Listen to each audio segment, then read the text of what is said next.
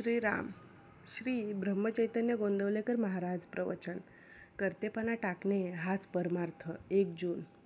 दोरीला जो साप म्हणून समजला तो बद्ध, पण दोरीला दोरी म्हणून ज्याने ओळखले तो मुक्त समजावा. देही मी नव्हे हे ज्याला समजले तो मुक्तच. सत्यज्ञान करून घेणे म्हणजेच मुक्तावस्था आहे. बद्धवशा आम्ही निर्माण केली. काळजी, तळमळ आणि दुःख ही बद्धपणाची लक्षणे होत, तर कोणत्याही परिस्थितीत आनंदात राहणे हे मुक्तपणाचे लक्षण आहे. जागे होणे म्हणजे मुक्तदशेला येणे आहे. माझे माझ्याजवळ आहे, पण ते ठाऊक नाहीसे झाले आहे.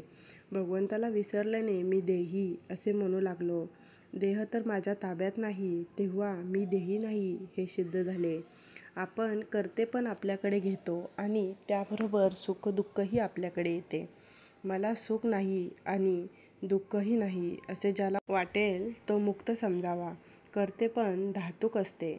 मी एवढा मोठा वाडा बांधला, प्रपंच चांगला केला असा प्रापंचिकाला अभिमान वाटतो, तर संन्यासी मठाचाच अभिमान धरून बसतो. म्हणजे या कर्तेपणाच्या बाधेतून दोघांची सहजासहजी सुटका होत नाही. हे कर्तेपण सोडावेसे वाटले तरी ते आपल्याला सुटत नाही, याचा आपल्याला नेहमी अनुभव येतो. भगवंताचे अस्तित्व पटल्यानेच कर्तेपणा कमी होतो. म्हणून भगवंताच्या अखंड स्मरणात राहावे आणि भगवंत ठेवील त्यात समाधान मानावे.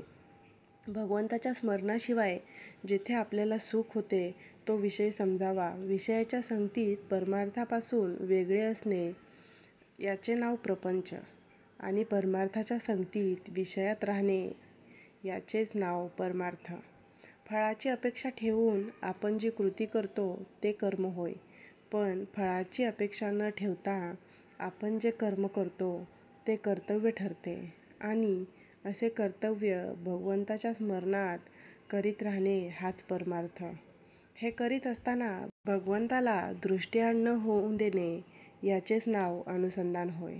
समजा आपण एखादे चांगले पुस्तक वाचीत बसलो आहोत.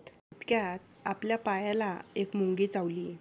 त्याची जाणीव आपल्याला कशी चटकन होते, ती जाणीव सर्व शरीरभर व्यापून असते. त्याचप्रमाणे भगवंताच्या अनुसंधाने प्रपंचाला व्यापून ठेवले पाहिजे. प्रपंचातला कोणताही उद्योग करताना अनुसंधान टिकवावे, अनुसंधानाचा अभ्यास करावा. भगवंताचे अनुसंधान आपल्याला भगवंताकडे घेऊन जाते. मी अनुसंधान टिकवीन असा मनाचा निश्चय करावा.